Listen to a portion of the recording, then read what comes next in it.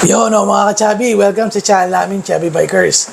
Para sa video ko ngayon, may share ako sa inyo na ginawa ko doon sa Vituvia SF20 ko. Pinalagyan ko siya ng signal light. Tsaka yung busina nito, yung tinanggal na busina dito, pinakabit ko doon sa Vituvia.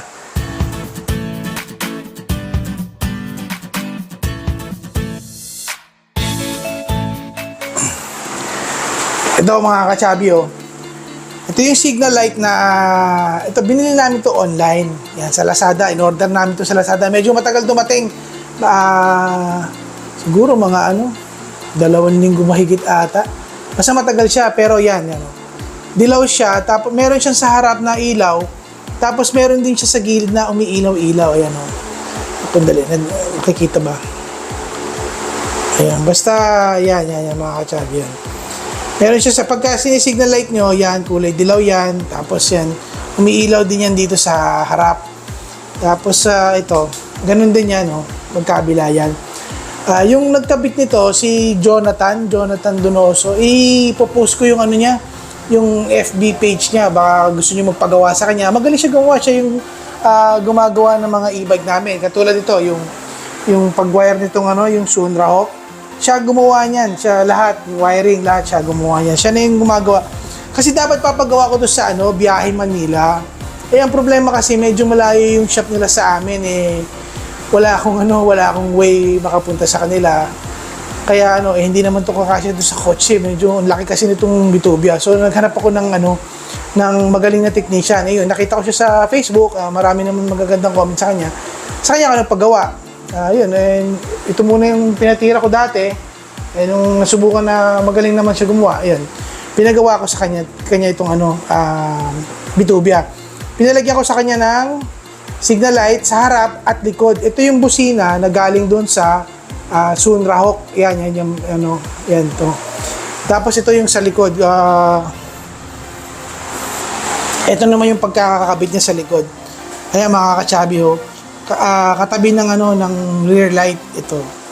Kaliwat kanan yan. Maganda ang ilaw niyan. Tsaka pagka pinalagyan ko kasi ng tunog Nilagyan niya ng tunog ito pagka nag-signal ako, meron siyang tunog.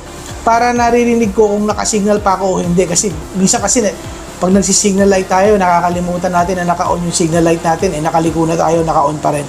Kaya nilagyan ko ng para maano ko yung na naka-on pa yung signal light ko. Pag kahit na nasa tama na yung daan ko, pero naka-on pa rin yung signal light ko, marinig ko yung tunog niya. Tumutunog siya paparinig ko sa inyo, i-on ko yung itong e-bike. Yan. Ay, naka-on na pala. Yan, naka-on na.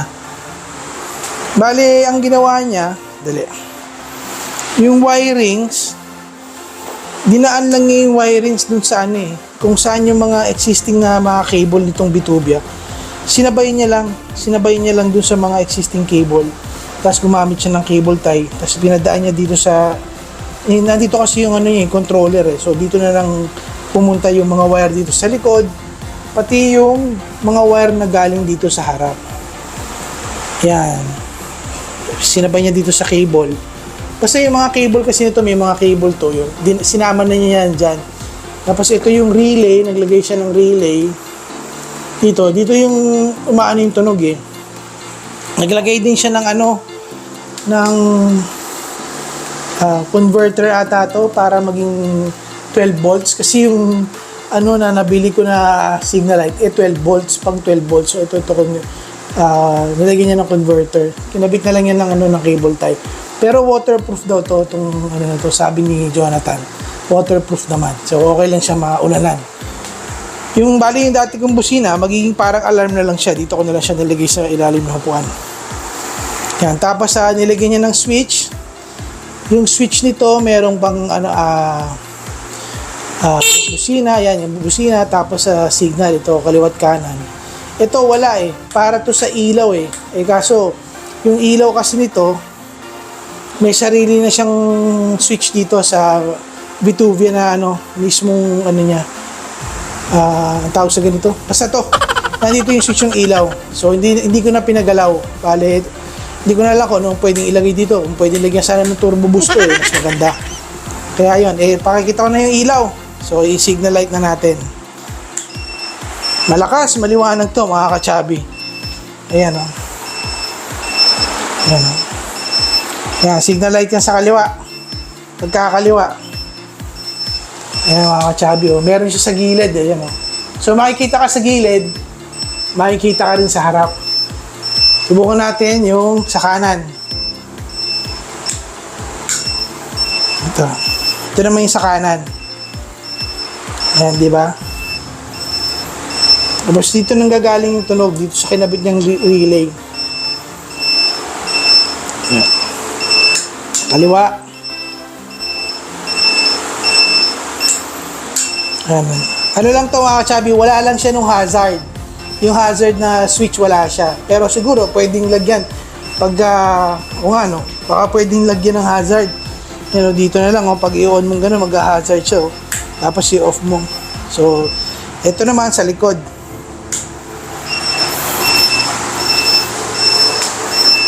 Yan o. Yan naman yung sa likod o. Tapos pag kanan,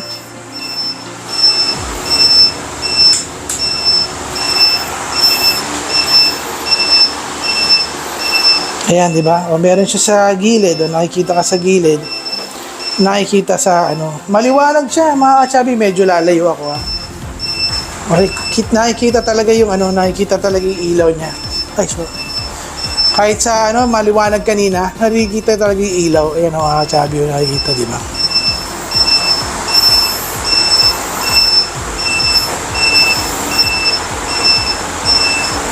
Tapos ito yung busina pala. Nakalimutan ko yung busina. Ito yung busina niya. Yan, di ba? Yan yung stock ng Sunra Hawk na busina. Kasi ngayon yung busina ng Sunra Hawk, pot-pot na eh. So ito, pinalagay ko na lang dito.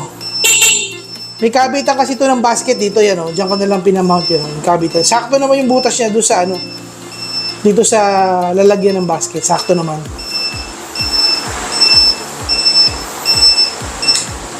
Yun, okay mga ka-chubby.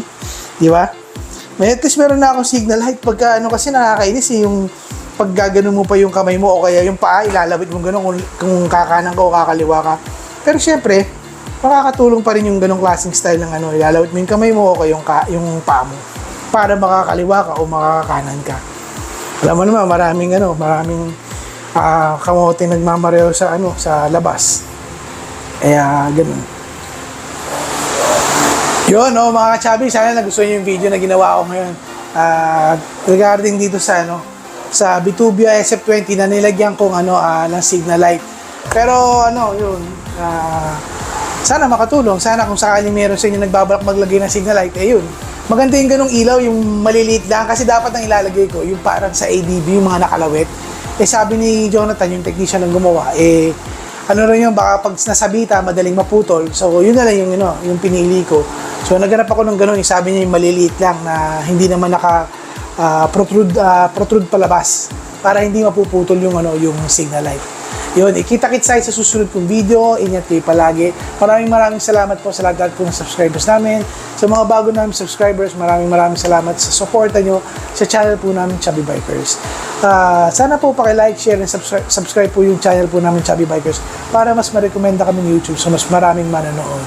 Okay, God bless sa inyo. Bye-bye!